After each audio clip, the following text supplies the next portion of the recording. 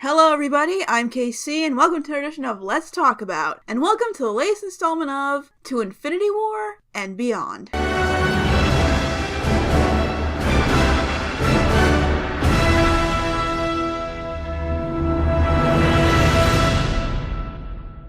With the Avengers disassembled for now, it's time to see how their leader is doing in the modern day in Captain America, the Winter Soldier. Something is slowly taking over S.H.I.E.L.D. from the inside, and after Nick Fury is ambushed by a powerful assassin known only as the Winter Soldier, Cap sets out on a mission that will have him confront his past and the present day in more ways than one. You know, I love the first Captain America movie a lot, but even I couldn't have imagined how much this sequel would blow my mind. And compared to its fellow franchises, Cap was kind of at a disadvantage. He was now in a completely new setting, decades from where his last solo adventure took place, so not only could they not rely on their old aesthetic, but they pretty much lost their entire supporting cast. But just like the first movie, they created something that radiates a familiar environment and made it their own. While the first movie was a straightforward war film, this one's more of a conspiracy thriller, taking down organizations, hiding from those out to get you, wondering who you can trust, and having any security you thought you had crumble apart around you. There's just suspense in every scene once things get going. And even though this is,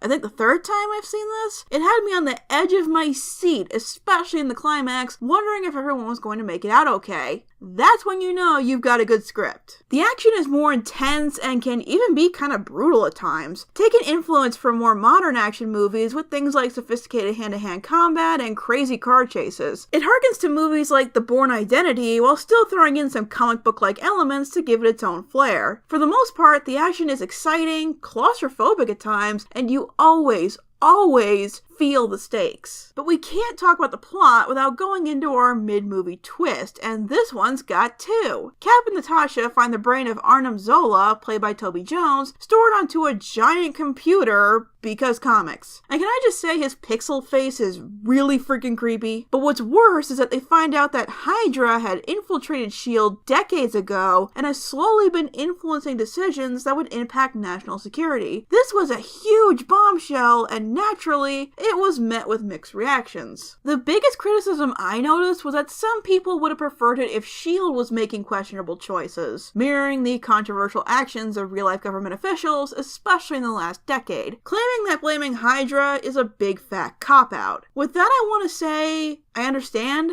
However, I don't think we lost the allegory just because Hydra was responsible for this. I don't think this loses its subtext just because the name of the enemy changes. There's a ton of media out there that talks about serious issues without directly stating it. And as more secret Hydra members are revealed, it gets more unsettling just who believes this is the right course of action. The man who was leading this project, Alexander Pierce, played by Robert Redford, was in a higher position than Nick Fury at S.H.I.E.L.D. Also makes those plans they had to develop weapons with the Tesseract pretty terrifying in retrospect. It shows people warning signs, just how far extreme ideas like this could go if they were implemented, and how dangerous it is to be under that mindset even if it can be easy to be convinced it's for the right reasons. Just look at Nick Fury. He may have held back on going as far as Pierce did, but he was still going to go through with initiatives that would be rather extreme for what he believed was the greater good. It may be kind of a cop-out, but I don't think the movie loses much by going in this direction, because it does explore the topic. And not all of S.H.I.E.L.D. was corrupt. There were people besides our heroes who were fooled and wanted to fight for the good of the people. And seeing people from the High Council to someone just operating a computer taking a stand after an inspiring speech from Cap gives signs of hope to fight corruption in whatever form it takes. And regardless of what the enemy is called, I say that that is a good message. Speaking of Steve, he has one of the most challenging adventures of Phase 2. All he's ever wanted to do was fight for what he believes in, but now he's not sure he can at a time that is changing around him in a way that he finds unsettling. I love the moments of him reminiscing about the 40s, and that scene with Peggy was just...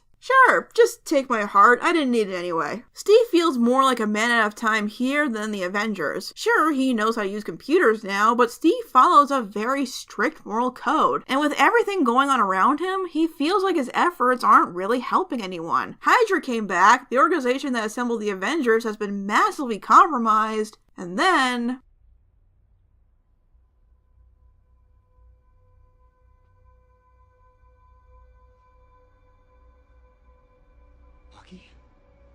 Who the hell is Bucky.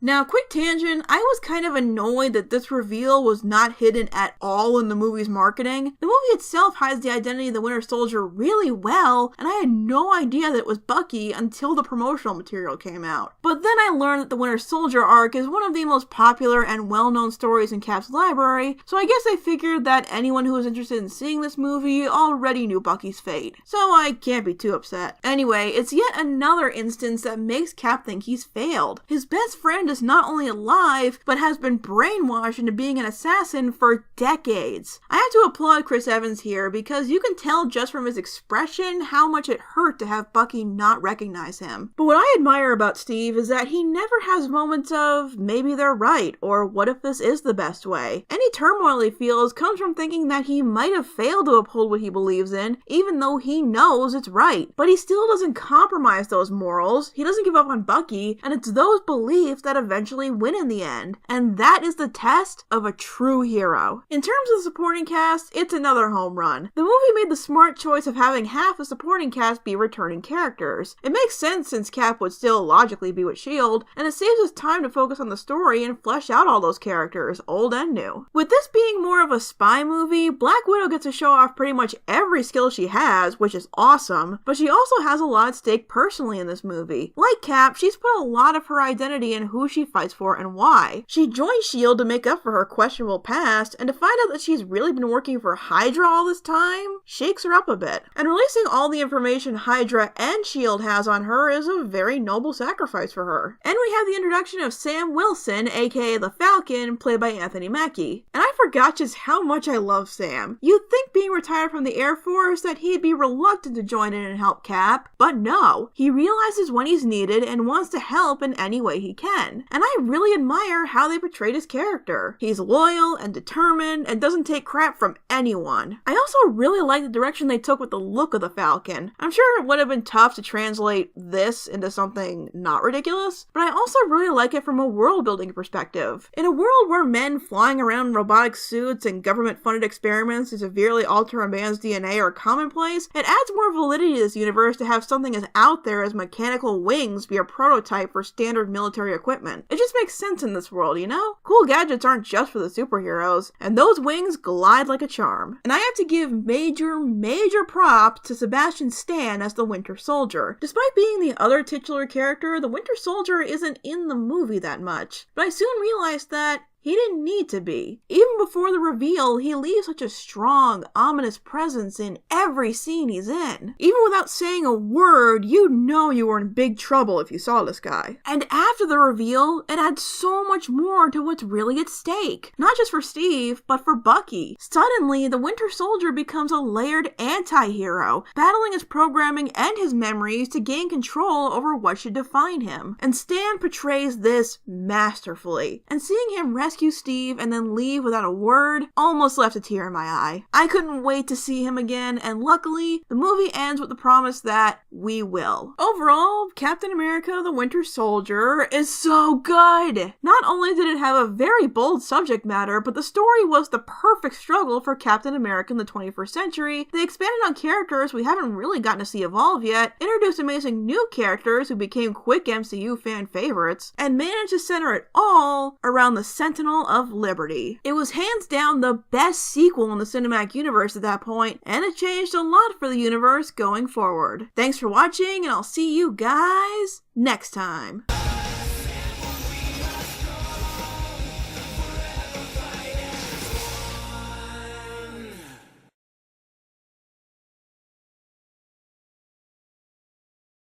Fun fact, the directors of this movie, Joe and Anthony Russo, also directed many episodes of one of my all-time favorite shows, Community, which might explain a certain cameo.